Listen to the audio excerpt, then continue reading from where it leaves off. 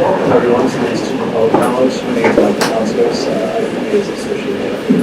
Thank you all for being here.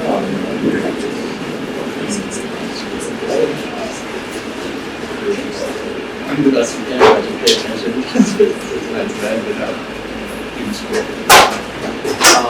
But thank you all for being here. Core part of what we can do at today is this one prioritize pressure.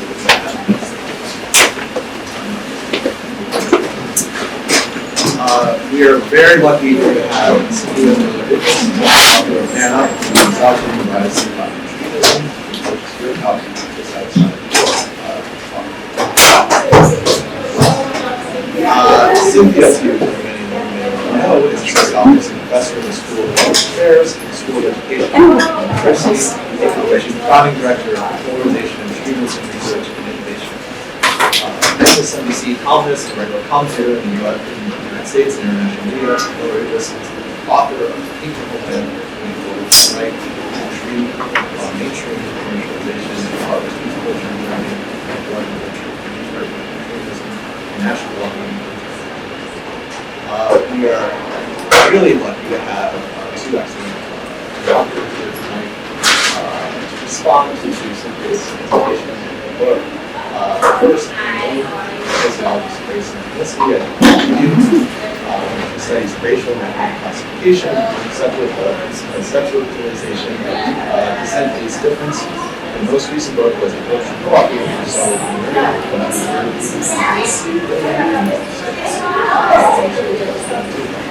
as of September 2023, she has served as the artist sciences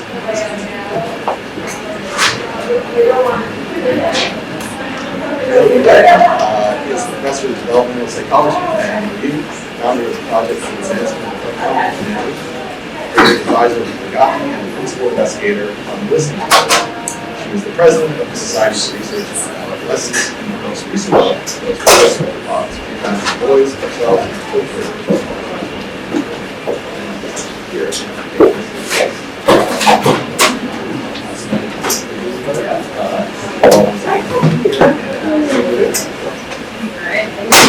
Can everyone hear me okay?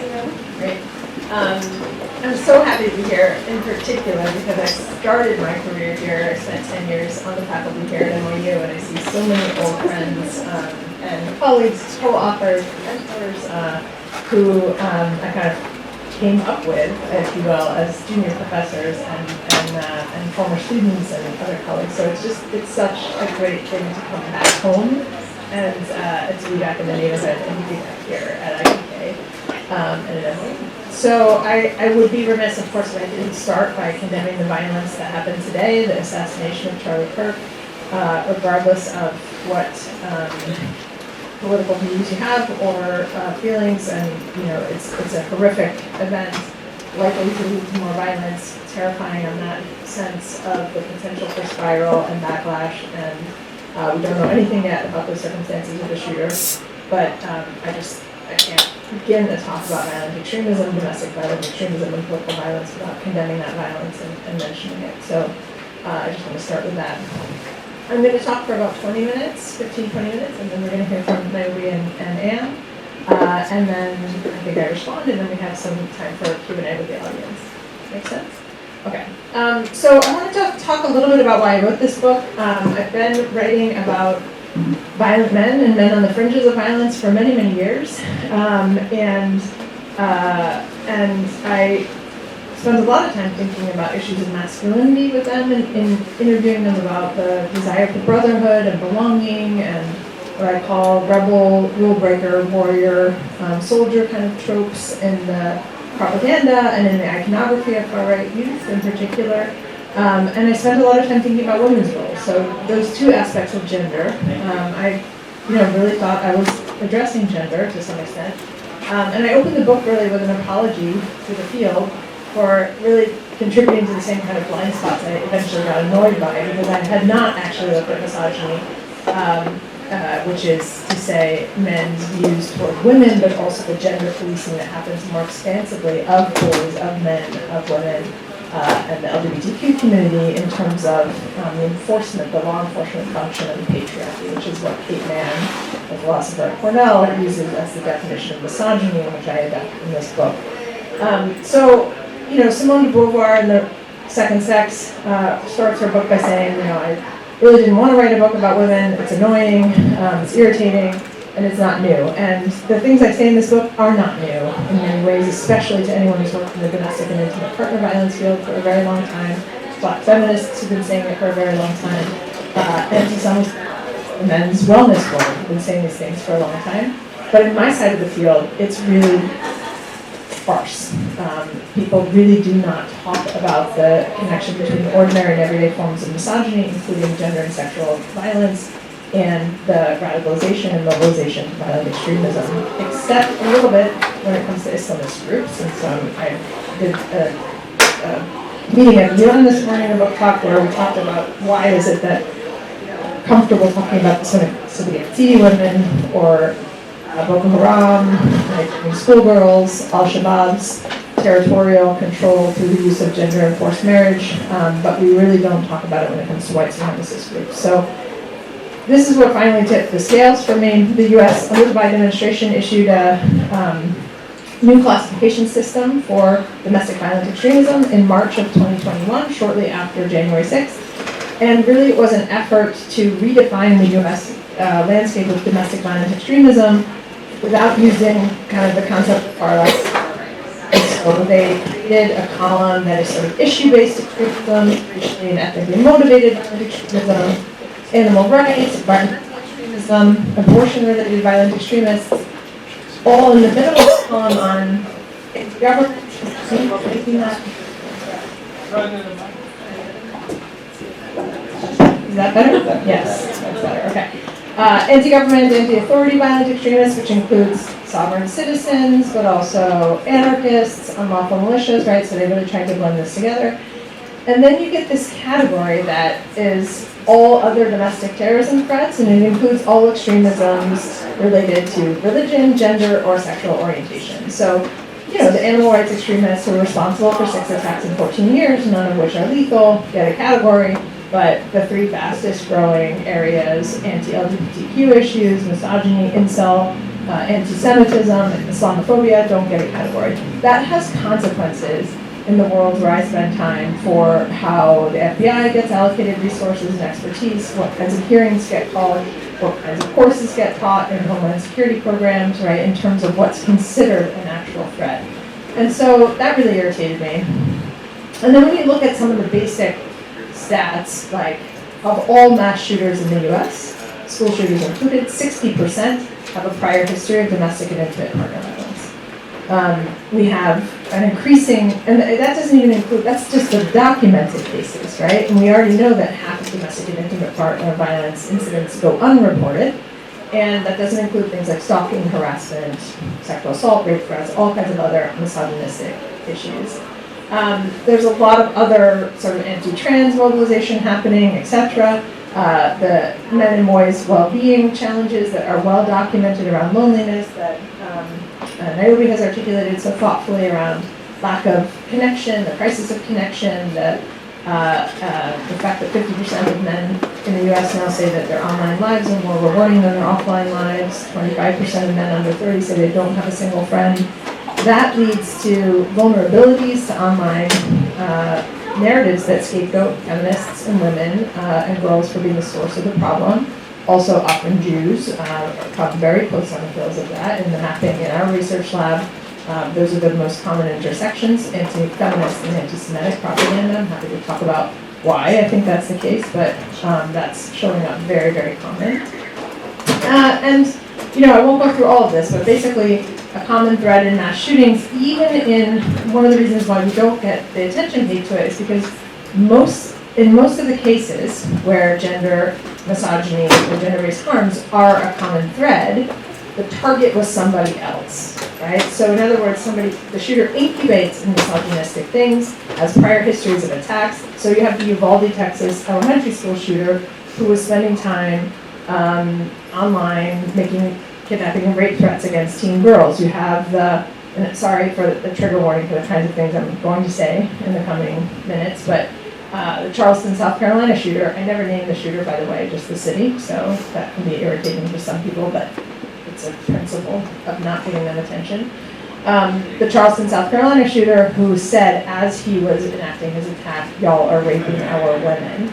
So he's not targeting women, but gender and gendered motivations are a motivation there. And that's true in the Buffalo, New York attack, the Oregon Community College, as well as ones that you're familiar with that are directly targeting women, like the Santa Barbara sorority, the yoga studio, the Toronto van attack, right? So I'll skip through these, but these are just examples of where, sorry, media is calling about the incidents there. And so there's a lot happening in the world of violent extremism today. So the book takes this issue and I talk about the need to center gender. I talk about, first of all, there's a part on othering gender, how that's happened, why we ignore it, like I just talked about. And at the end, I talk about the need to center gender, which I'll talk about. But in the middle, I use these 5 strategies of misogyny, I call them, as a way into thinking about how misogyny works to mobilize and incubate and allow mass violence to happen. So I'm going to talk just a little bit about the first one, containment, because it's the one where I think we have the most opportunity to engage as individuals in our everyday lives.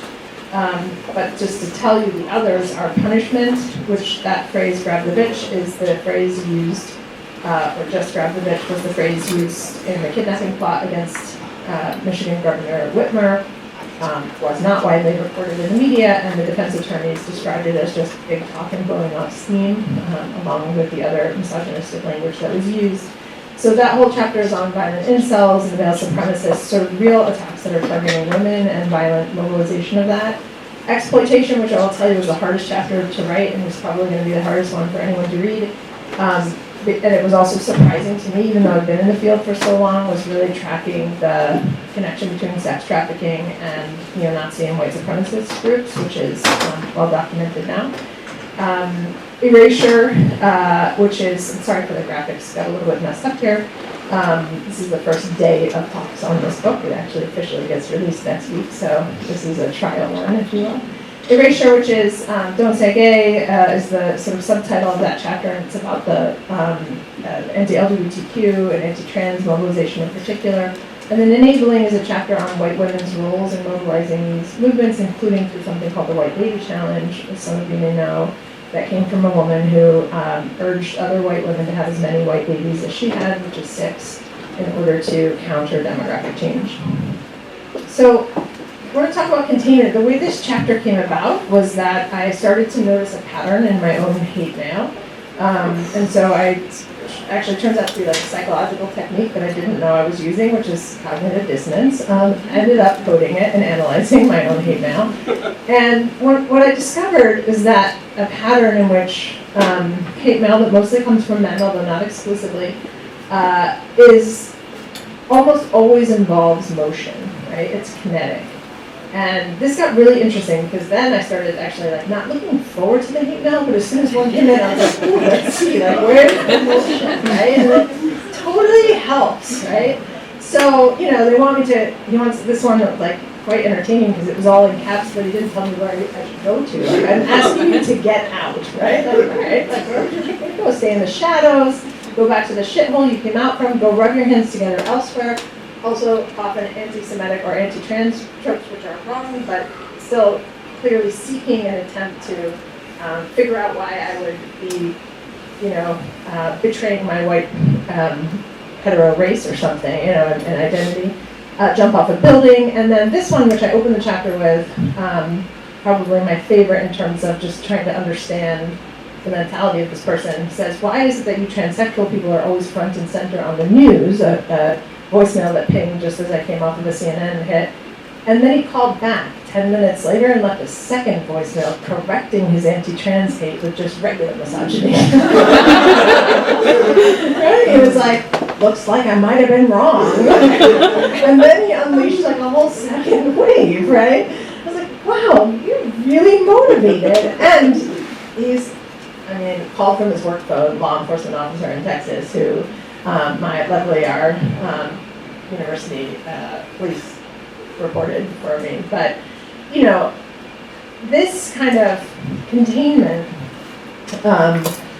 pattern is the same kind of pattern that you hear when you hear get back in the closet, right? Or women should be kept barefoot and pregnant in the kitchen, right? These ideas of containment are ideas that try to keep women or LGBTQ folks in their place, right? They are a strategy of misogyny in terms of being a law enforcement mechanism of the patriarchy.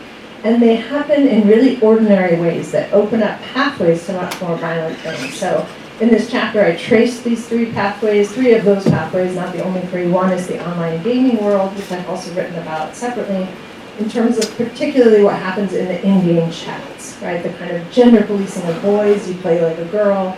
The fact that about half or a little more than half of girls who game say they use a boy's name so that they get a much less sort of gendered attacks and misogyny directed at them. The kind of constant racism and misogyny that just is incubated in those spaces as a normalization, plus then some other kinds of things that happen in online gaming sometimes, including recruitment, is one of the strategies here. There we go. The second is memes and short-form video, and here we're really talking about ways that gendered content that is policing content, so misogynistic content, is really framed as just a joke, and framed as humor, particularly in humorous memes about women's attire or sexual behavior, short-form videos that really urge a combination of gender and racial identity in the white supremacist movement.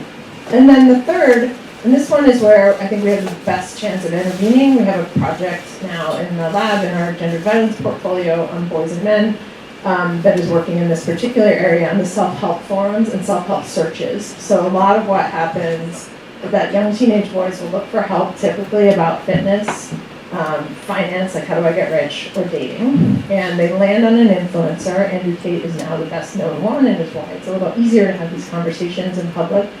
But they land on an influencer who actually sometimes provides pretty tangible and useful help, like get 8 hours of sleep and go to the gym and drink more water, and like things that actually start making them feel a little better, like actual serotonin, brain chemistry. But it comes with all this scapegoating and horrific anti-feminist ideas, anti-woman ideas, anti-Semitic ideas. And so you're kind of incubating in that and learning who's to blame for your problems as you're actually getting more help. And Andrew Tate, as of last year, had something like a 20% approval rating among teenage boys in the US. Like it's a real, and there are thousands of guys like him. Like it's not just Andrew Tate, but it's a real pathway toward some of these more virulent ideas.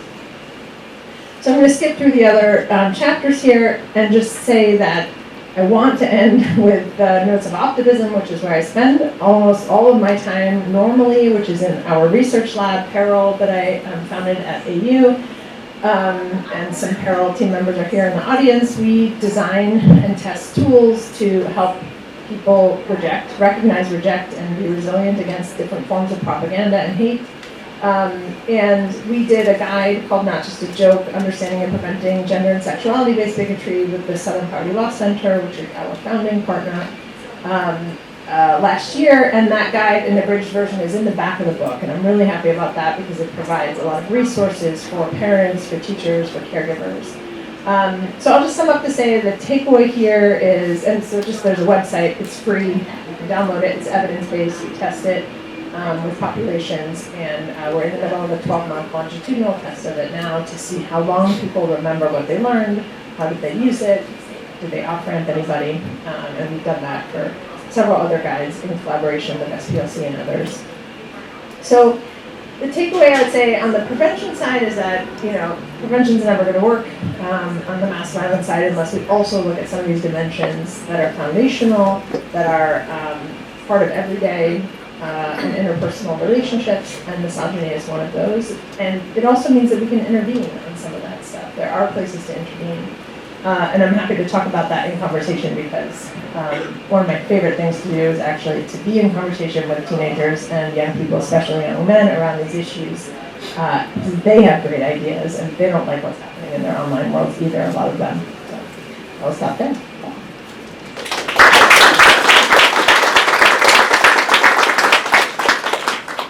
Thanks so much. Let me say, first of all, that it is not just an honor, but really a joy to be on this panel with two women who are dear friends of mine, but also scholars who I deeply, deeply respect, because I want all of you to know that these are scholars working on some of the most intractable and important social issues that this nation faces today. So it's really a treat to be in conversation with the two of them together. I also want to say, I'm going to very quickly wear my Dean of Social Sciences hat to say that I think of Cynthia's new book as really exemplifying the best of what social science has to offer. Why is this such a great contribution to social science? Because first of all, it shines a light on a problem that has too often perhaps not gotten the attention that it should. As Cynthia really details in the book, law enforcement agencies, others concerned with the rise of extremist violence have not paid the attention they should to gender as a motivating factor.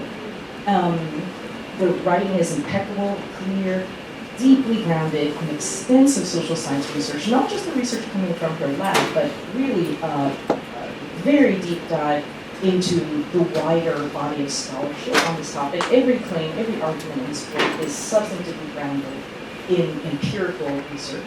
And then finally, I think that Cynthia does something with this book that is kind of the holy grail. It's what separates good social science from great social science. And that is that it really takes the findings to think about what we can do in the policy sphere. How can we act on this? I think too often we social scientists, we're kind of doomsayers, we write these books that are bummers, but we don't have any ideas about what to do about it. Not so in this case, and so it's no surprise that Cynthia is really a sought-after commentator in the public sphere. So I'm a sociologist of race and ethnicity, and so I came to this book with an interest in thinking about how race and its link to violent extremism helps shed light on, and is also illuminated by the links between gender and extremism that Cynthia writes about. And so I want to start off, I want to talk a little bit about some parallels with thinking about the role of race that struck me, and then I'll go on to a couple of questions for Cynthia.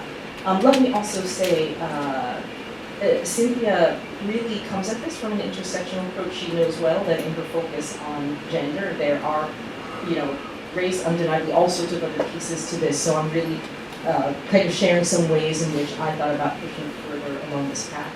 And fortunately for me, one of the things that I found most eye-opening in this book, and most productive actually in connection with thinking about race, was the very strategy of containment that she just described for us. This one of a series of 5 misogynistic strategies for kind of keeping women in place. And I'm glad that you illuminated that, because what was so striking to me in her dissection of the horrible emails and calls and all those sorts of things that she did was not only this angry, threatening, violent,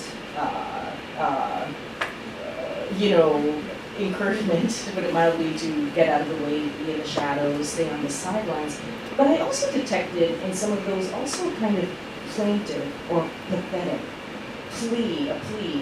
Somebody even says, please go back to where you come from. Please get out, get out of the spotlight. I would like you to, exactly. So it's really striking that kind of claim that really belied a certain fragility. It's as if these men felt directly threatened by Cynthia's appearance in the public sphere, threatened by her voice in a way that was very personal to them. So the fragility, the vulnerability really comes through in these comments, and that made me think about Robin DiAngelo's work on white fragility in the sphere of thinking about race, and how too often white Americans feel threatened by or unable to grapple with issues of racism and racial inequality. So that fragility really jumped out at me underneath the anger and bluster and belligerence. A second parallel that was really useful for me with this containment strategy was it made me think about the very concerted efforts that the Trump administration is making to remove black people from the public sphere. So in the same way these actors very much want to see women, like Cynthia, sidelined, it's been very striking the symbolic moves to, for example, to replace, to fire the chairman of the Joint Chiefs of Staff, Charles T. Brown, a black four-star general, and replace him with a white retired three-star to remove the black librarian of Congress. We see the news today, more news today about Trump's attempts to fire Lisa Cook, first black woman to serve on the Reserve Board of Governors, and so forth. So that's been very striking to me, the importance that the administration gives to basically removing black people who are in prominent and visible positions of authority. And I think that tracks with this main strategy, and also some of the issues that you discussed. It also compelled me to take with the current presidential cabinet, actually one member, one is black, the secretary of finally, another parallel that really comes through so strongly in this book is the ways in which racism, misogyny, and sexism, anti-Semitism all revolve around beliefs about a natural order and natural hierarchy of superior and inferior groups in the world. So they have that very strong common thread. Now this led me to the first of 5 questions that I'm going to get from this one is that you just said now too that your lab has found that anti-feminism and anti-Semitism really play these key roles in online, basically violence and extremist language. And it made me think about whether racist language, in particular anti-black language, has fallen out of favor to some extent in this, because if we go back to earlier studies of extremist groups, I'm thinking of like Abby Berger's book, Black Man Falling, in those tropes about black men being these, hypersexual beings who are out there to rape women and thus enact a plan of defining the white race by bringing organization to white Americans, was apparently a more prominent, seems like it might have been a more prominent thing in the past. So I wanted to ask if that is in fact, that's kind of fallen off the radar a little bit. My second question has to do with technology, and I think you do a wonderful job, and you give us a glimpse here of the different ways in which technological advances are fueling and furthering sexist and misogynistic impulses. So with social media, gaming, and I think we see this in just about every new technology today, right? We look at robotics and the interest in creating simulacra of women who are, sexually appealing and clients, or AI being used to create deepfake nudes of women, or to create virtual lives. So I guess my question there is whether there's anything on the frontier of technological development that makes you more optimistic, or that is countering some of these this embeddedness of misogyny. Third, you mentioned, and you gave people the trigger warning, which is really apt. Both Niobe and I, before this, talked about how there was a certain point in which we were reading this book in preparation for date, and we just had to put it down. Put it down for a day, for 24 hours, for a couple of days. It is, it's heavy duty. It would shake you up. And it got me wondering, I was like, why do you walk around with guns? Why do you walk around? This is crazy. But it got me wondering about, and I'm not advocating for violence, but just to say it was kind of a shocking read in this way. And it got me wondering about women's reactions to this violence, and if this is something in any way, this is sort of beyond your purview, but to what extent are women, for example, women exit the field of heterosexual relationships as a relationship to this? I think the 4B movement in South Korea. So any thoughts about women's reactions in the face of this? Fourth question, almost done. The media image, right, I think that we often have of domestic terrorists is the young white And I wanted to ask you, in a sense, how accurate is that? I mean, certainly to the extent that violent extremism in the U.S. today is often caught up with white supremacism, that's not surprising. But at the same time, these sort of sexist ideas in the manosphere are reaching all men, right? All men, right? Regardless of color, you know. And maybe Niobe can speak to this as well. But so I was curious to know, where is the place that, you know, that young men of color, at least if they're not leaving prominent organizations like the Proud Boys, but where do they go with the misogyny? Where does that, what can that be? And then my last question is about the current state capacity to grapple with this. So presumably you finished this book before the inaugurations, like the inauguration of Trump, I imagine. But I'm curious to know, not so much, I mean, there's a lot going on in the political sphere, but I actually am interested in the real sphere with what is happening in Washington, layoffs and so forth, downsizing of government, and of course changing political agendas. What kind of capacity does the state have right now? Where does it seem to be going in terms of its capacity to control this crisis?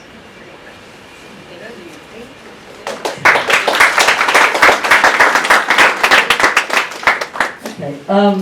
So first of all, I just have to say that a big part of the work I do with my students at NYU is always stay in your body outraged when outrageous things are happening. So I just want to say that, and it's shout out to Fabian, she I think lives the life similar, which is that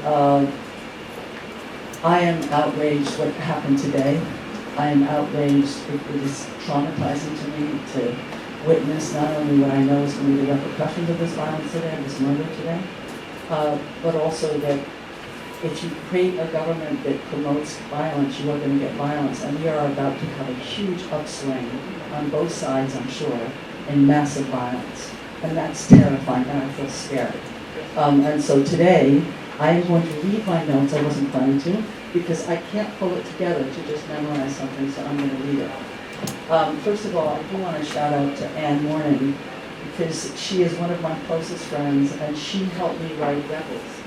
So in Rebels, she and Carol Gilligan are the two people I thank most for really formulating that argument. And she brings her own perspective, and it really shaped Rebels. And she has many points in there that are woven into my argument. So thank you, Anne, for the sweet introduction to you too. And thank you, Cynthia, for giving me this opportunity. So I'm going to start reading. So thank you for this book, Cynthia, that underscores how much we as a so-called enlightened culture hate girls and women. I want to throw up one caveat is I actually study all young people, but I get a lot of attention from my boys and young men work. And I just want to make it very clear, because my daughter asked me many years ago, do you like boys and young men better than girls? And I said, no, I study boys and young men because I want to stop the violence to girls and women. That's why I study. I'm trying to understand what provokes the violence that boys and men commit towards girls and women. And also boys and men, and to each other. So in such an anti-girl and anti-woman culture, which hates 50% of the population, we're all going to have a crisis of connection to different degrees in which we are increasingly disconnected from ourselves and each other. But some of us are going to be louder in our suffering, and those who are louder will get more attention. Boys and men are currently louder in their suffering, with their soaring rates of suicides and homicides and other forms of violence, but they are not suffering more than anyone else. They are not, in fact, more lonely, isolated, or depressed than girls or women or anyone else. In a recent Harvard study, and I want everybody to hear this, only 17% of those under 30. How many people are under 30? 17% of those under 30 report having a meaningful connection with at least one person. 17%. We are fucked. Right? I mean, like, oh my God, under 30, are you effing kidding me? So that's where we are in a culture that hates girls and women. Okay, so we have been remarkably silent in this culture of ours, however, about the suffering of girls and women. And I realize there was sort of exceptions because I'm a history buff. So except for in the 1960s and early 1970s with the women's rights movement and the abortion rights movement, in the 80s and 90s with Bell Hooks and many other black feminists, and talking about intersectional approaches and investigations of women, including black women, and in the 1990s with the work of Carol Gilligan in her book Leading at the Crossroads, and the pop culture version Reviving Ophelia that came out in the 90s. During those decades, we just started to recognize that patriarchy and misogyny is not good for girls and women, and we started to sort of recognize that as a culture. Yet we have never focused on gender-based violence in this so-called enlightened culture of ours. We have never had a national movement focused on domestic violence, even though around 40% of women who are murdered by their partner or ex-partner. If men were being killed by their wives or ex-wives in such high numbers, you better believe there would be a national movement protesting the violence committed by women against men. Thank you, Cynthia, for this powerful expose of the new misogyny and the rise of violent extremism that is so deeply tied to misogyny.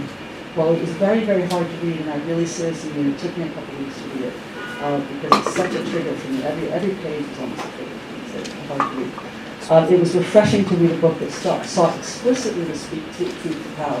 It was a book explicitly that wanted to make you feel uncomfortable. And that its goal is that. Doesn't do it unintentionally, it's intentionally trying to make you feel uncomfortable. The points that resonated with me, and then I'm going to talk about 3 questions. Just points. I just picked out the main points that resonated. There are lots of points that resonate, but these are the ones that stuck out to me. The harmful ways in which everyday misogyny plays out in our everyday lives, and Anne and I talk about this all the time. A personal example to me, it's a microaggression. It's not a macroaggression. It's a microaggression, but it happens every day in women, girls and women. I was on a Today show when Deep Secrets came out. It was a book that based on 30 years of my research. I was excited to be on the Today show in front of 40 million people. I don't know what it was. And the host had a male therapist on with me to talk about what he thought of the book. And I was referred in front of live on television, Niobe, and he was referred to as doctor. And it was so humiliating for me. And even my daughter, who I think she was like 10 or 11, she said after me, she said, "Mom, why did they call you by your first name? You're a doctor too." And it was just that sort of shame of in the live television being saying, and Niobe as if I was her best friend, and then doctor to the therapist, was just, it's minor. It's minor. It's not violence, right? But it's minor things that get under your skin. And you made it so clear about how these everyday things get under your skin. Then there's, of course, the harmful impact of violent misogyny that plays out in our everyday lives, even if it doesn't happen in our everyday lives, it plays out in our everyday lives. There's the rape of my 65-year-old sister when she was a freshman in college, and my 22-year-old daughter who was raped when she was a sophomore in college. My sister, 47 years later, is still traumatized by that rape. She's still traumatized by that rape. My daughter, certainly that was only 2.5 years ago, so she's still traumatized. But to have my sister and my daughter raped, and the circumstances exactly the same, the way they perceive, they blame themselves, the culture blamed them, that they deserve it, that they're wearing the wrong thing. That was my sister, it was probably 1978, right? Hasn't changed to 2022 when my daughter's rape happened. So that's the way that this violent misogyny is in everybody's lives in different ways, depending on their own experiences. The harmful way in which the third thing that resonated. The harmful ways in which hate ideologies intersect with each other, and we talked about that. But that's such an important point that we don't, there's a lot of feminists have said this, but I really want to underscore this, and Cynthia underscores this. We keep on choosing which ideology we're going to focus on.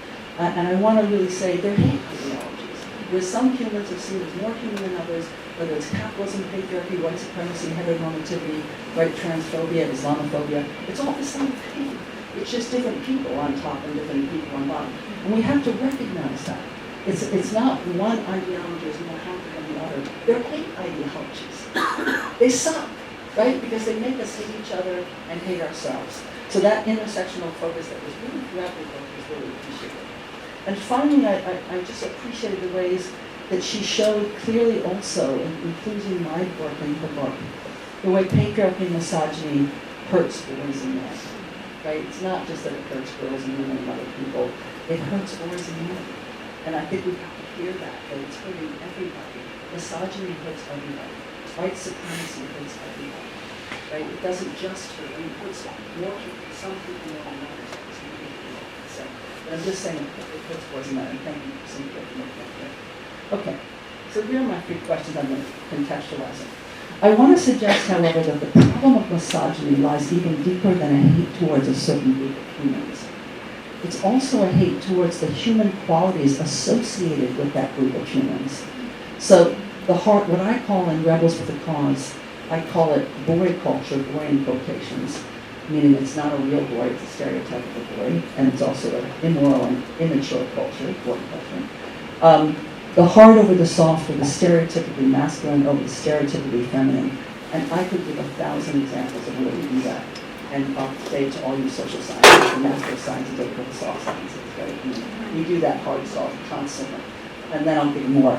In this modern culture of ours, our boy culture, we privilege thinking. I'm going to go slowly because it's so obvious. I have to speak it. We privilege thinking over feeling, the self over the other, autonomy over connection, emotional regulation, you see, emotional regulation over emotional sensitivity, right? And of course, so yet, my research and many other people across the century suggest that we are naturally both hard and soft, right? We naturally think and feel. And isn't it stunning that I have to say that? I mean, come on, I have to say we think and feel. Like thinking does not have a doesn't have a gender identity, and feeling doesn't have a gender identity. It's a human capacity. And the shame in 2024 that I have to actually say that is just embarrassing. Oh, okay, sorry. Okay, so we're naturally hard and soft. We're naturally stereotypically masculine and feminine. We can get into that discussion. And thus, when we only value half of our humanity and don't value our girly and gay sides, we're all going to suffer as we need both sides of ourselves to survive, let alone thrive. And I'm not kidding. If we valued our girly and gay sides, we'd be better off, right? We'd be better off. We'd be solving problems, but we'd be much better off to value those sides that we stereotypically in misogynist homophobic world called girly and gay, which in our culture means lame. Okay, so here are my 3 questions. I'll say them slowly because they're big questions. Okay. How do you, this is the question, and this is a question I'm asking in my own work, not just to Cynthia, but it's a challenge in my own work too. How do you challenge both hierarchies, the hierarchy of humans and the hierarchy of human qualities, the heart of the soft, without flipping the hierarchy, and thus perpetrating the same hierarchy just with different people or qualities on the top or the bottom? And I will say, among human qualities, feminists, including in my community, including me in many ways, have a tendency that when we talk about soft qualities, we do sort of implicitly suggest that they're more important than the hard qualities, that feeling is more important than thinking. I don't really believe that, but I tend to, when I'm arguing about soft qualities, tend to suggest that. That connection is actually more important in our time. It's not. It's not. And developmental psychology talks about how you need autonomy you need to feel autonomous in a connected relationship, and you need to feel connected in an autonomous relationship. So the idea is they play off each other, thinking and doing that at the same time. Okay, so I'm going to read the question, without flipping the hierarchy and thus perpetrating the same hierarchy just with different people or qualities on the top or the bottom. And this is the big one, because this goes out to Trump supporters. No one wants to be on the bottom. No one wants to be on the bottom. So I always tell my students, if anyone's in the room, I always say that, it might feel good to put them on the bottom if they have access to weapons and they try to kill you. Right? So the idea is that you can't put people on the bottom even if it feels good, even if it feels like the right thing to do, because they're evil people. They'll try to kill you if they have access to weapons. So that's not going to solve violence. And no one wants to have only half of their humanity valued. So how do we disrupt the hierarchies entirely? And this is the key thing. While still recognizing the hierarchies are what are getting in the way of our capacity to survive. It's the hierarchies, right, without flipping them. Secondly, how do we create a culture that sees what we have? This is a complicated question for Cynthia and me, actually. How do we create a culture that sees that what we have gendered in terms of our stereotypes about the hard and the soft are not in fact gendered at all? They are simply human qualities, needs, and characteristics. Thus, how do we ungender our understanding of ourselves and see more of the humanness in all of us, okay? Ungender it. Down, bring it down. Because remember, it's not something inherent to us. It's culturally constructive notion of gender. It's what we stereotype as gender, not who we are as people. Okay. Finally, how do we decenter gender in the name of a common humanity, which is sort of summing up the second question, while at the same time recognize the brutality of what we've done in the name of gender, right, in the name of gender. We've used gender to kill ourselves and to kill each other, right? So how do we both ungender, right, decenter gender, and center gender in the understanding of the analysis of how we utilize each other? You get what I'm saying? So at some point, the two forces of ungendering and centering gender and decentering gender, and they have to play out together because otherwise we tend to think it's all about gender is real, as if these social constructs are actually who we are. And secondly, that if we decenter, then we wouldn't be teaching gender in the first place. Okay, that's it.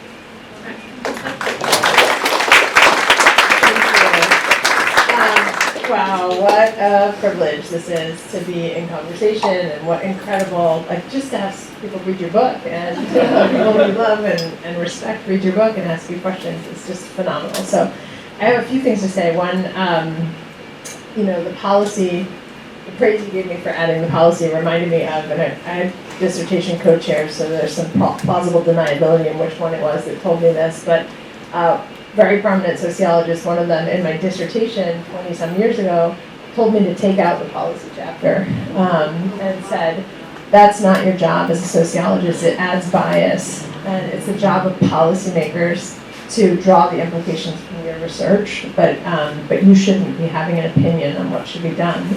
And I insisted, but it told me that I wasn't, and I never did have a primary appointment in the sociology department, right? So it sort of steered me away from thinking of myself as a sociologist first, that main comment. I thought, well, I don't really fit here. I'm going to be in a department of, school of education, or now in a school of public affairs. Like, I belong in a more interdisciplinary place that values the policy solution. So that's a real shame, and I hope that generations now are not still told that kind of.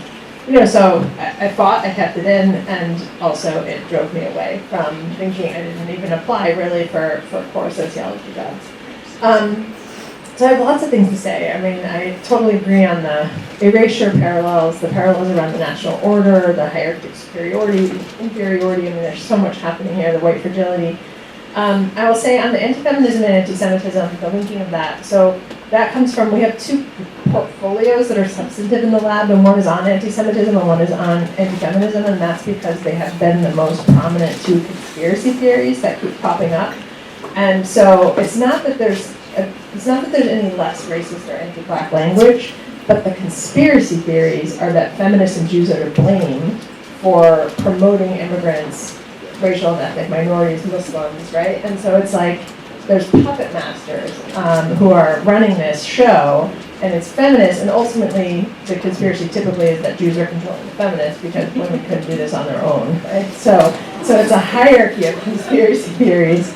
So the racist stuff is not any less, but it lacks some of the control manipulation, the puppet master part of it, and the conspiracy theories are really powerful right now online because they offer this easy explanation for why things are so bad, and why do I feel so bad about my life, and why can't I get my life together? And it's because there's a conspiracy against us, white men in particular. What makes me more optimistic? Okay, I am an optimist by nature. Those of you who know me know that, right? Which is kind of funny to say given that I write stuff like this, but. I work on the prevention side, so in general that makes me super optimistic. We have a whole division of our lab that does short-form pre-bunking videos, and those are really effective. So we run all kinds of, about a minute now in length, short-form videos that go out through influencer networks. We test them with thousands of people for a whole variety of outcomes to make sure they're effective, and they really reduce how much they're persuaded by conspiracy theories and propaganda. So the idea is you're teaching people to recognize manipulative tactics. You give them a microdose. It's called attitudinal inoculation, except nobody calls it that anymore after COVID. Now we call it pre-bunking. So, because it just got too politicized. But basically it is, and that gives me a lot of hope because there's a lot of interest in that. We have a lot of tech sector interest in potentially modifying and doing that. All of that work is under NDA, so I can't talk about that specifically, but there is Like the trust and safety teams are doing interesting stuff. The problem is that bumps up against the profit motive that doesn't want to let that expand. But we've had really good results, and I'm happy to talk about that. That leads me to, I'm going to jump ahead to number 5 and then go back, the state capacity, because part of what has led the lab to grow, we doubled in size since the election, is because we have almost no federal funding. Now we have none, of course, but we had almost no federal funding because we pursued private, philanthropic, and state and local funding instead, and that turned out to be like, who knew, the way to go.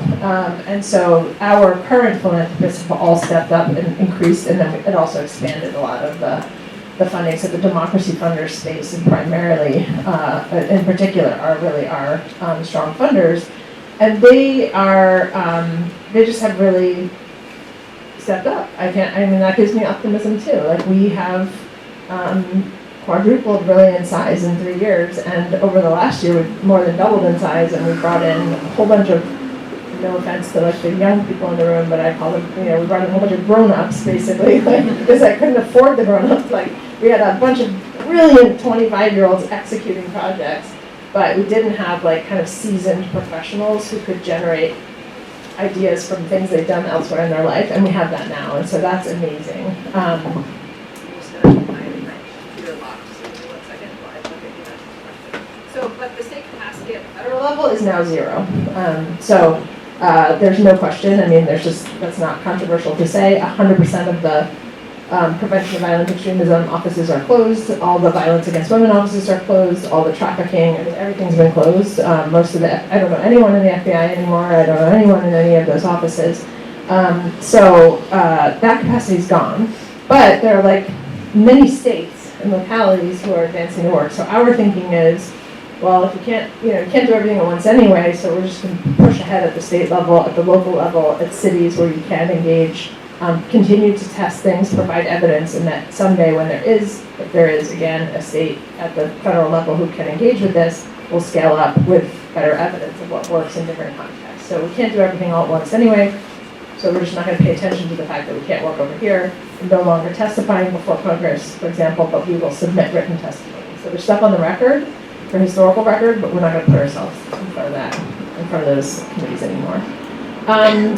Women's reactions to this kind of extremist violence, yes, we are seeing many more women exit heterosexual relationships. The 4B movement, for example, is growing, which is the South Korean movement, if you don't know, that has spread, that encourages women to reject 4Bs in the Korean language, which are like marriage, sex, intimate relationships, and babies, I think, right? I just gave a talk at Georgetown a couple of months ago in which, we're talking about women's leadership issues, but it led to the manosphere, and one of the women raised her hand and said, how are we supposed to date these guys, right? And you really do get that. I have a podcast, which will get released next week, which is one of the most exciting things I've gotten to do. That was a pro bono thing that a company who we work with on our videos offered to do. And so I got to interview all of these amazing people, including a bunch of teenagers, for the podcast. And one of the teenagers, this 18-year-old young woman, said at one point, she said something like, my parents, they had all these like mixed friendship groups. Like they had guys and girls together in friendship groups, and she said, I don't have a single straight male friend, and neither do any of my girlfriends. And same with my kids, right? So it's like, it's just a really, like those gender divides are so much. I lived in a house with 10 guys in college. My 2 best friends from high school are men. Like it's, my life is, I couldn't have written a book like this if I didn't know men as deep friends, as people I care about so much, right? And so the idea that a whole generation is growing up with much more separation, even on friendship and relationships, is really, really hard to see. And then accuracy of the media image of the white young man. I would say that, so we have a project funded by the Lumina Foundation and the project funded by the Christchurch Paul Foundation on gender-based violence and violent extremism globally. The Lumina Foundation one is in partnership with a team at Howard, and the Christchurch one is situated in Kenya, Jordan, and Canada with 5 NGOs globally. And so I say that because it turns out there is something called the Black manosphere, and there's something called the Muslim manosphere, and that's the words that are used internally. that are growing quickly and that are basically adapting some of these same ideas, but in the context of, blaming Black women for all the problems that befell the community or whatever. And so it's definitely reaching, and then in some cases, it's blended, like on the violent incel movement, that's not exclusively white. But definitely you get a lot of that white young men because they still are demographically on the main incel forum the most pressing. I want to say, I'll jump into Niobe's comments and then I want to make sure we have time for question and answer. Did I get to all five? I think I did. Yes. Okay, good. I want to say something about what you said, first about how hard the book was. And so, somebody asked me early on, like, if there's one word that you want people to say about the book, what is it? And I said, unflinching, right? And so that's the way I wrote it. And I ended up in therapy. No joke. I was not in therapy before, I am a therapist now. It took something from me to write this book this way. And I wanted to do it in a way that also wasn't exploitative, unflinching but not exploitative, right? That really centers and supports victims and survivors, but also, and men and boys who are victims and survivors as well. So I do hope it's unflinching, and I hope that people read it anyway, because my hope is that it really does, in my moments of greatest hubris, right, make a difference. I want to say, in that podcast that I did, a couple of different things come out. So one, when we're talking about the human capacities, but also the kind of the pressure that the man box culture pressure that Mark Green talks about, this kind of pressure to be a certain kind of boy and man. There's two things that come to mind in talking about that I think are just worth putting out here. One is the sociologist Joel Middleman and some others. That fantastic study, right? It's just such a good study that I cite in here about when he interviewed high school boys about changes in their views on same-sex relationships among other boys, and what he found is that they're increasingly accepting of same-sex relationships, basically as long as you're bro about it. That's the way I would describe it. And the way they describe it is, and this is their phrase, so excuse the slur, it's okay to be gay, it's not okay to be a fag, right? So sexuality has become more fluid. It doesn't matter who you have sex with, right?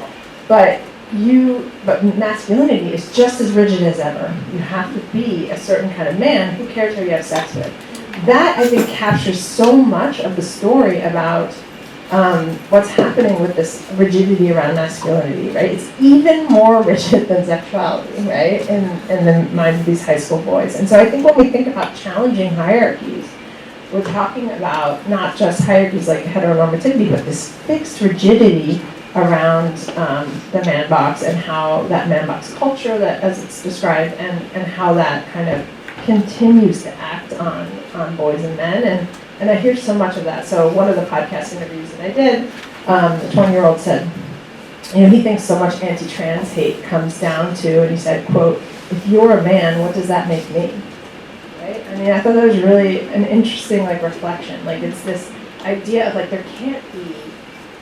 there can't be more expansive ways of being a man because we haven't had that relaxed, less rigidity. So I think challenging the hierarchies has to start there, right? With this opening up of all the sides of the human emotion, but also opening up the idea of that rigidity, which has loosened on the femininity side for generations, right?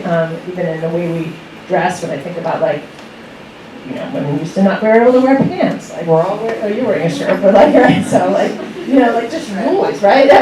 So rules, exactly. So I think that's huge. I think, how do we create a culture that sees what we've gendered in terms of our stereotypes that are not gendered at all? I think that's, the only way I know how to do that is keep having conversations. And again, I'll tell you another anecdote. My favorite story from I'd spend a lot of time in high schools talking to kids about algorithms, just because I like to explain it to them and talk to them and hear how they experienced it, especially gendered content. So I did this in a Pennsylvania high school in March.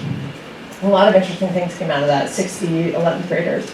But at the end, as usual, I'm surrounded at the podium often by boys first, right, who want to talk about the things I've been talking about.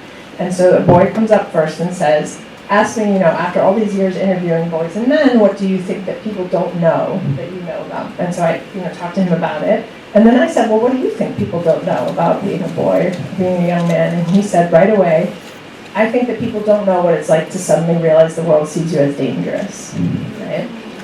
And then a girl right next to him said, well, I don't think boys understand what it's like to suddenly realize the world, that boys see you as a sexual object, right? And so then I said, well, like, maybe you two should be having these conversations together, and maybe the school could facilitate that, right? Like, maybe they're so hungry for spaces, right? So when I say, like, how do we create a culture that starts to look at these?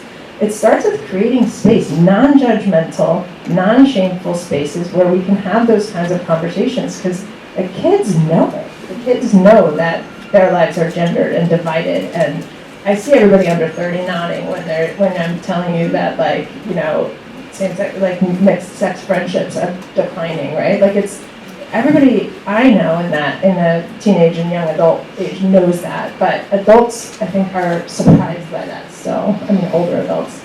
And so the last question I would say about decentering gender and centering gender, I would say, I think of it as like colorblind, right? Which it might have been Robin DiAngelo also talked about that, I can't remember, but like this idea that like some white parents think that like, well, we don't see color, right? Like, we don't see color. Like, that's not the solution either, right? To say like, we know that's not the solution on race, and so it's also not the solution on gender. We can't just not see that it's there because people still experience it. And I'm going to leave you with just, before we go to Q&A, maybe my favorite anecdote. There's a lot of anecdotes in the book, right? So it's like a lot of stories. And so there's an epilogue, I don't know if you read the epilogue, but my "Oh sorry ma'am" era, which my editor made me include. She's like, you have to tell that story in the book. So I was jogging in my neighborhood a couple of years ago, and I got catcalled from behind. And I look over my shoulder, and as soon as the guy sees my face, he steps back, puts both hands up, and he goes, "Oh, sorry ma'am." Right? So, like, he wasn't apologizing for catcalling.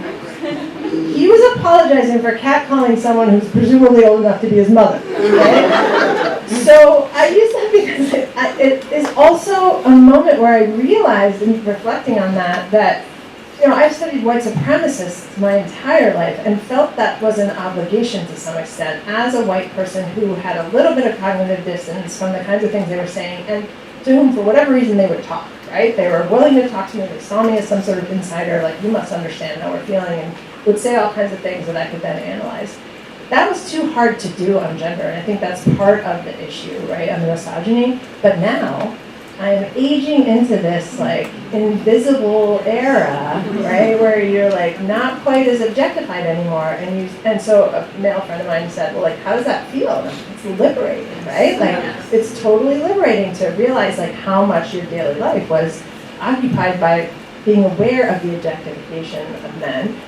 And I think that's why I could write it now, right? Because it gives me just a little, like, he wasn't apologizing for catcalling. It's still okay to that guy to catcall younger women. Just older women deserve respect, right? And so, as if I'm in this age of invisibility or entering it, that is to me also a call to be unflinching in the attention I can now pay on gender, even though it's still hard and traumatic to like process the kind of violence in the ways that we all have. Yes. So I want to push back a couple things very quickly because I want to open it up. I don't even have the last logo.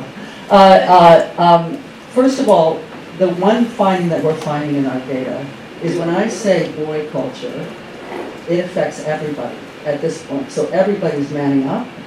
Girls, we are now finding in our data in China, in the United States, girls are adhering to masculinity more than boys. They got the message that if they, as one girl said, and I said, everybody has to act like a stereotype. She goes, She said, we have to look like girls and act like guys. And so that's what girls feel. So to me, it's not the man box. It's the adult box.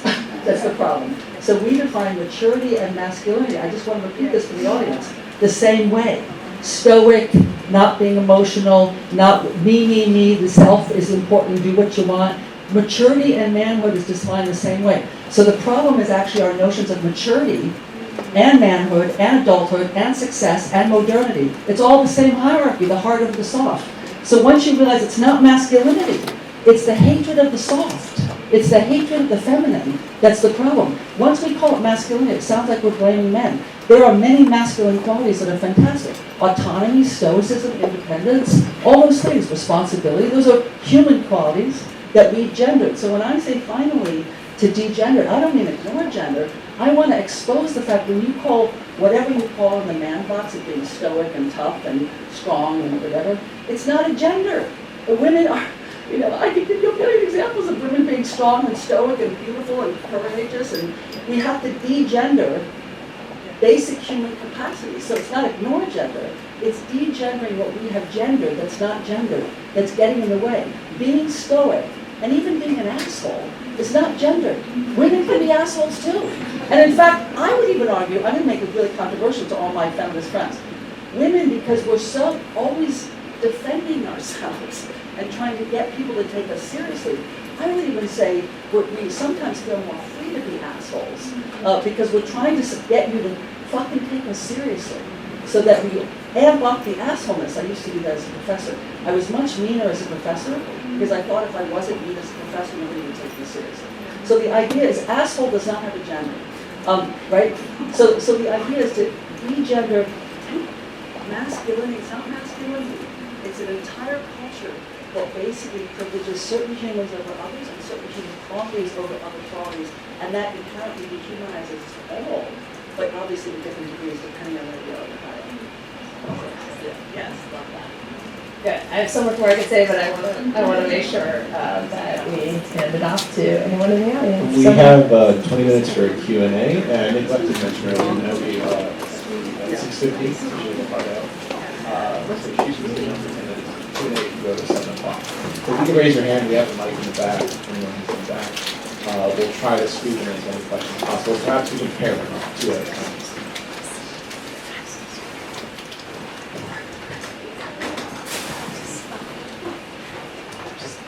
Hi, thank you so much for the amazing talk. I really enjoyed seeing how much respect and admiration you have for each other. I thought that was really inspiring. So I don't know exactly where I'm going with this, but this whole idea of manning up for my fellow under 30s made me think of the new performative male that's been going around in Holloway, where men are sort of acting and dressing a certain way in order to get.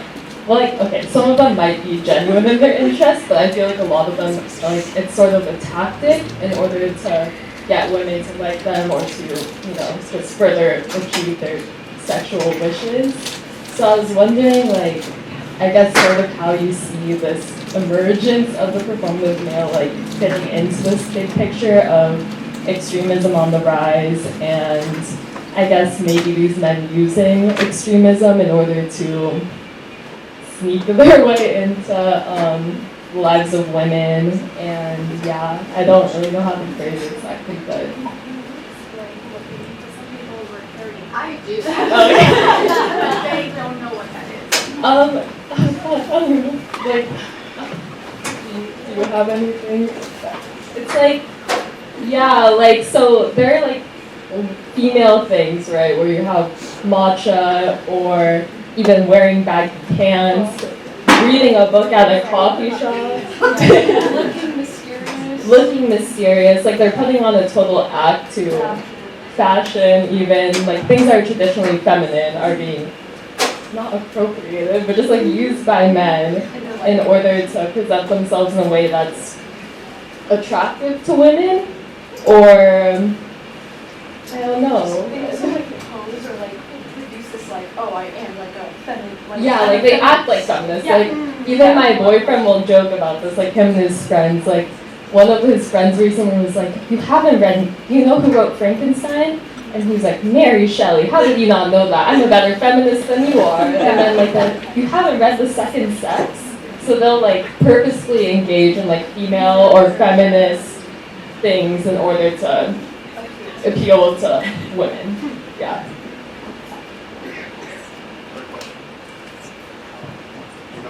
Oh, yeah, I have a question. My name is Baheshta. I'm a grad student at NYU. I was really intrigued that you use Simone de Beauvoir's The Second Sex quote. I read that in one of my sociology classes in undergrad, and it changed me. I would say my question is, what are your critiques on her ideas of she says something you're not born a woman, you become one, and it's the social construct. And with the research you've done on violence, domestic violence, and misogyny, where do you think that is? Great question. Should we take a third or do you want to do it? Yeah.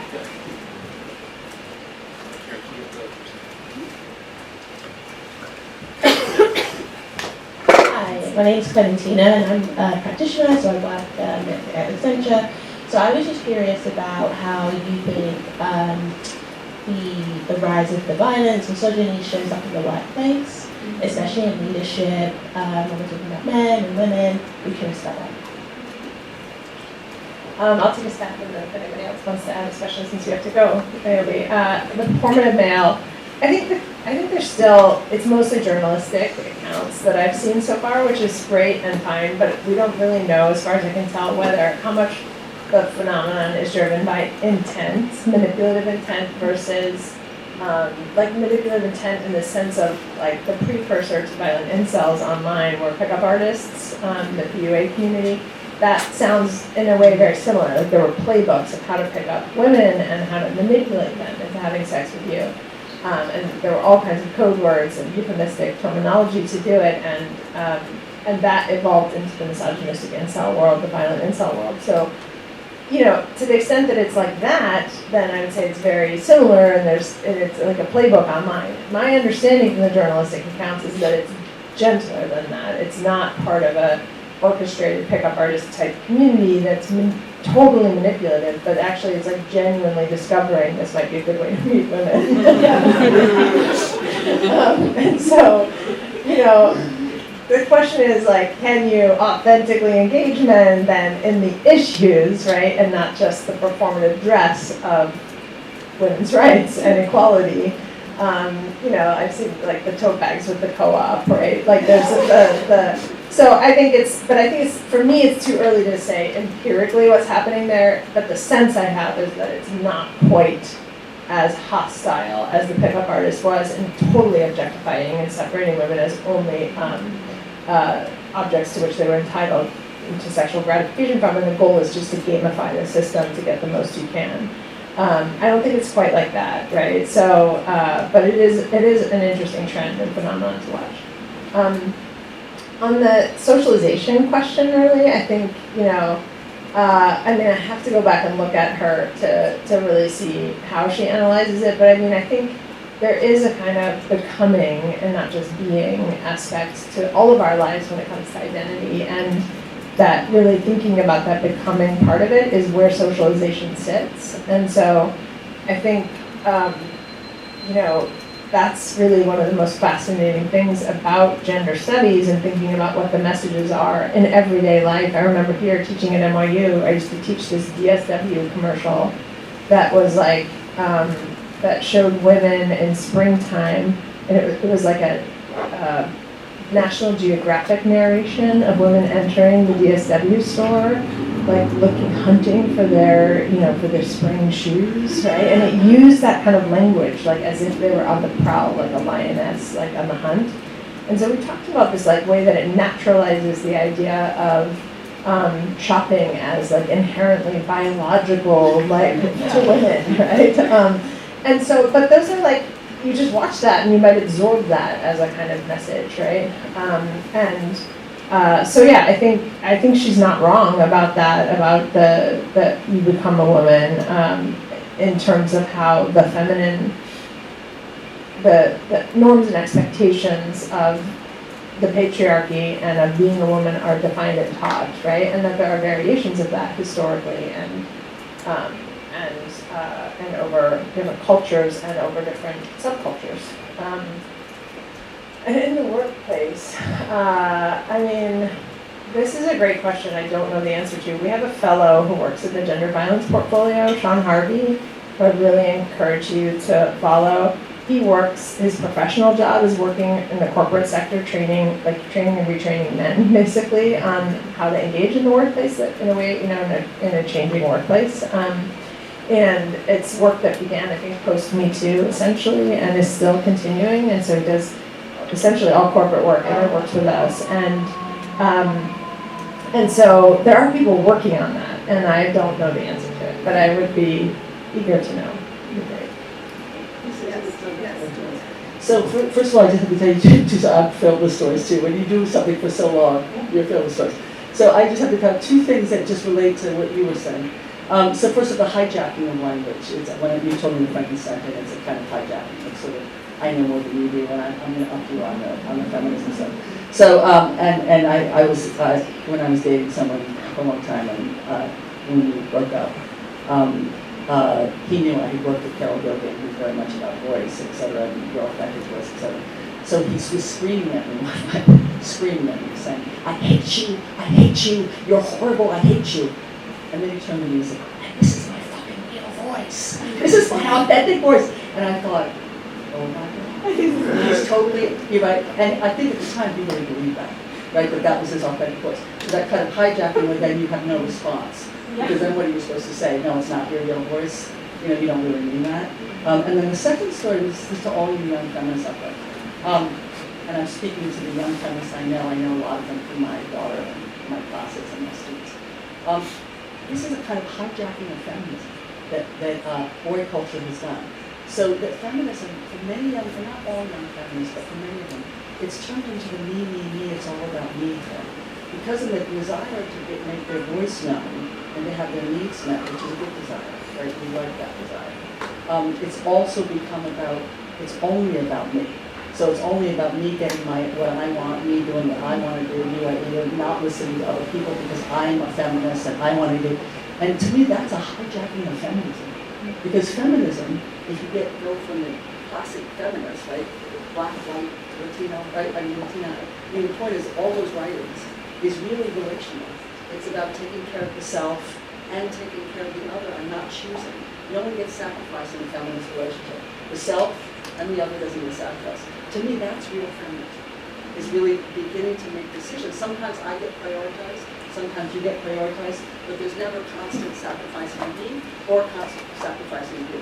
And to me, as my last note, because I do have to run out here, is we have to make sure sort of boy culture doesn't win in the sense of hijacking the way we're even framing our left movement, right? So that it's always about deeply embedded in the self, in relationship, in community, in collective action, and it doesn't revert back to the me. It's all about me, and I'm going to be the superpower. Thank you so much.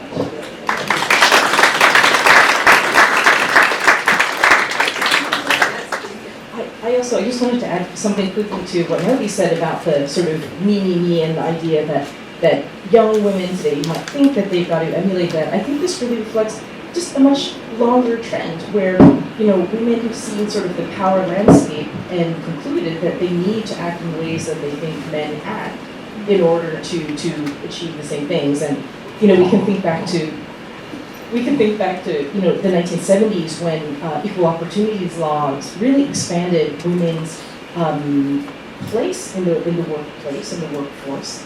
And some of you remember from that era the idea that women had that they all had to dress kind of in suits, so they had to sort of emulate visually what men's clothes were. So that's just a kind of a symbolic and surface example of this, I think, understandable reaction when some disadvantaged group joins this new space of power. They look around and think, okay, well, how is everybody else doing this? I'm going to do the same.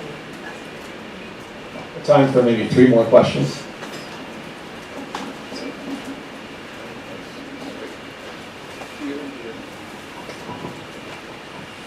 Hi, thank you so much for your time. I was hoping that you could link your work to gender-based violence that's found in warfare, in particular how rape and sexual assault has been used as a tactic in war and this horrific war crimes almost inflict some kind of psychological and cultural damage to the community at large.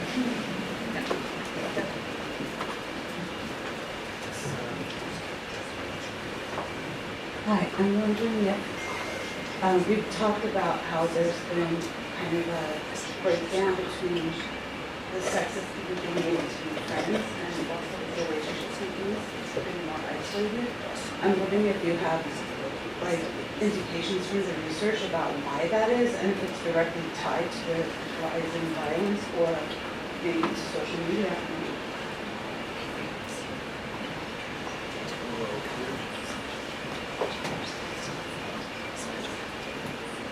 Hi, I was wondering if you had any thoughts on the impact of social media, like as far as certain trends go, which try to like there are certain outcomes of social media go like in self-lecture.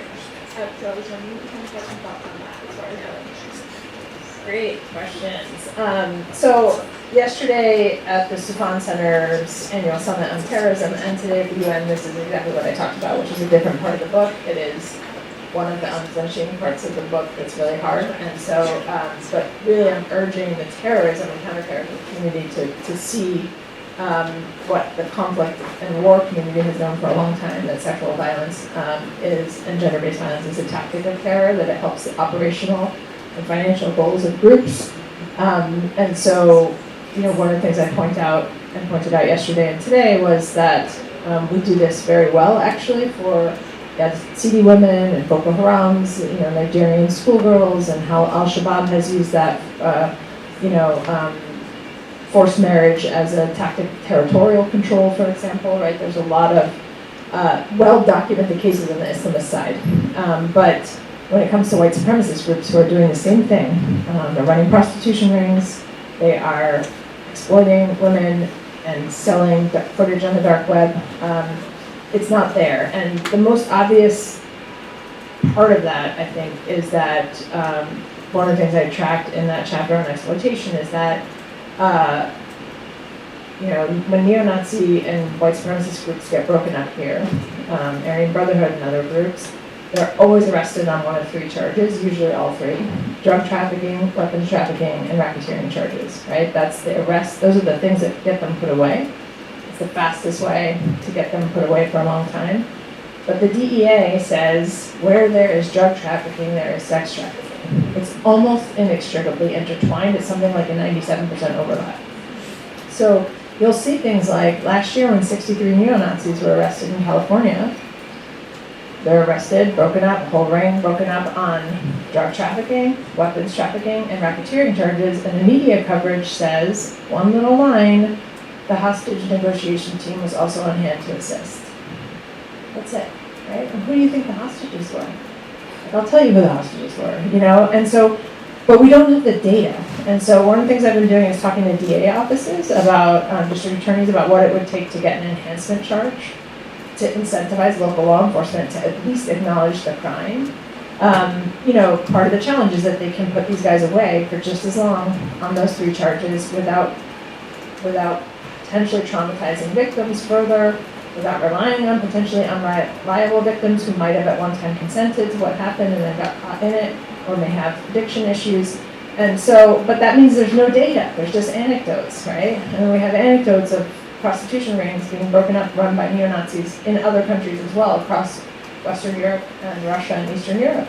But it's not documented the same way. So at the UN this morning, I was like, look, you guys have a dozen reports out, the International Criminal Court and the UN, on all of these crimes that are used as a tactic of terror by Islamist groups. There's not a single one on white supremacist groups. Like, what would it take? Because they're not supposed to mess around in the domestic affairs of member states, which is part of the problem with why they don't get involved in white supremacist extremism.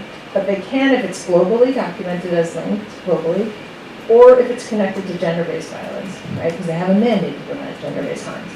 So, it's like a screaming into the void a little bit, but I think that it's part of the message that I hope gets out. And I will say I got 5 minutes on stage with no Q&A yesterday, where I got to move out in front of this big audience of terrorism people, the defense ministers, everybody, and just lay it out. This is a tactic of terror. Use all the words that are upsetting. And then I just walked away. It was like a mic drop, so there's no questions. So I didn't get to, but I heard later that people commented that it was helpful to hear, because nobody else was talking about gender-based violence or misogyny in that entire conference, okay, as far as I can tell. So second question was about why, right? This is a good empirical question that I don't think we really know the answer to yet, but I have some theories on what's happening. So I would say one, obviously online lives are very separate, very gendered, and so that's driving some of it. As a result of that, there's a really huge political difference happening now among Gen Z in particular, right? So Gen Z women are the most feminist of any generation, have the highest rates of support for women's rights. Gen Z men are like where boomers are. So they're lower than millennials, I think just slightly around the same as, maybe slightly lower than Gen X, and really like around boomers. So they have the biggest gulf of any generation on support for women's rights and on calling themselves a feminist.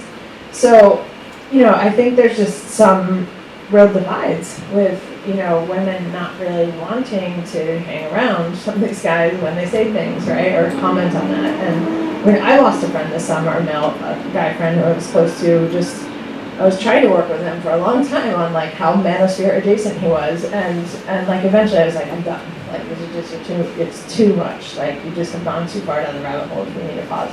And I think so. Even middle-aged men are just like consuming this kind of like so much easier for women, and we all have it so much easier, and I'm screwed. And it's like you're really like it's. I can hear the echoes, right, and the entitlement kind of coming across it with a friend like that. So. But I think that's a good empirical question, and also I'd like to see empirical documentation of the mixed friendship issue. It's really anecdotal still, but it's easy to do. It's just like easy to add to a survey, so we're going to start doing it in our work globally as well. And then the last one, social media. I mean, this is like a huge question, but yes, social media hasn't created misogyny, but it's opened huge channels to spread misogyny. So documented rise in online misogyny starts in 2011.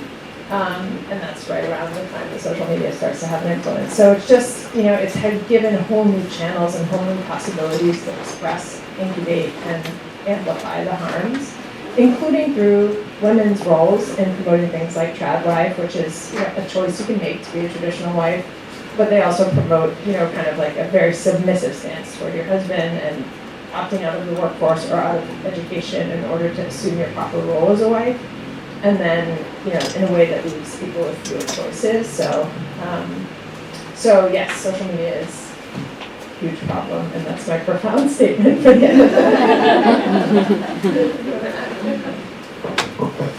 Argue in favor of social media? All right, Cynthia Miller, just thank you, and Morning, thank you.